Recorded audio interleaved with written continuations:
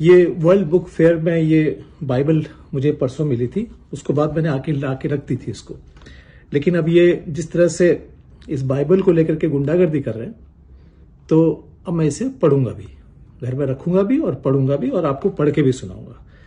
अगर बाइबल पढ़ना से आपका धर्म भ्रष्ट हो जाता है, आप सनातनी नहीं रहते, तो ये ऐसे जो गुंडे हैं उनको ये पता होना चाहिए कि आपका धर्म इतना कमजोर नहीं है कि बाइबल के बंटने से या बाइबल को घर में रखने से आपका धर्म कमजोर हो जाएगा।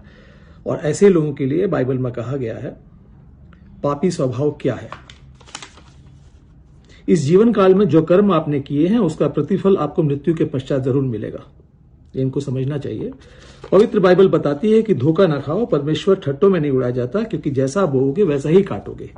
जो अपने शरीर के लिए बोता है वह शरीर के द्वारा विनाश की कटनी काटेगा, परंतु जो पवित्र आत्मा के लिए बोता है वह पवित्र आत्मा के द्वारा अनंत जीवन की कटनी काटेगा।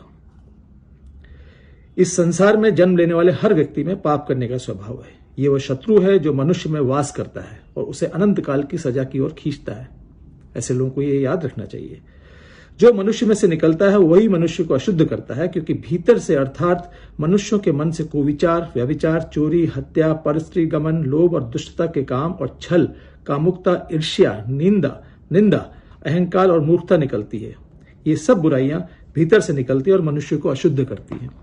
तो ये जो लोग वहां पर गुंडागर्दी करके बाइबल को बांटने से रोकने की कोशिश कर रहे हैं, उनको ये पढ़ना चाहिए।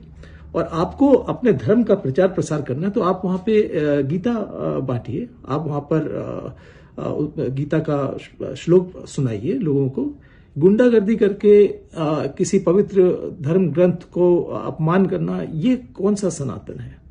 तो इसलिए मैं ऐसे लोगों को बताना चाहता हूं कि उस दिन ये किताब मुझे भी मिली, मैंने आके लाके रख दी, लेकिन अब आपके विरोध की वजह से मैं इसे पढ़ूंगा, पूरी पढ़ूंगा और इसे अपने पास रखूंगा, बेहद करीब। Thank you.